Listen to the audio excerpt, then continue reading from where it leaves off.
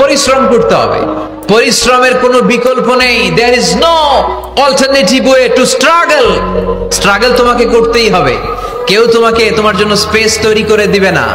এই পৃথিবীতে কেউ কাউকে জায়গা দেয় না, এই পৃথিবীতে এসে জায়গা করে নিতে হয়। চিৎকার দিয়ে বলো ঠিক কিনা। হুঙ্কার দিয়ে পৃথিবীবাসীকে জানিয়ে দিতে হয় আমি এসেছি। মায়ের পেট থেকে যখন আমরা বেরোই আমরা কি বলি?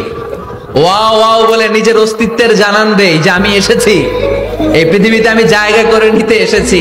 Life is not a bed of roses. এই পৃথিবী ফুলের বিছানো সজ্জা নয়।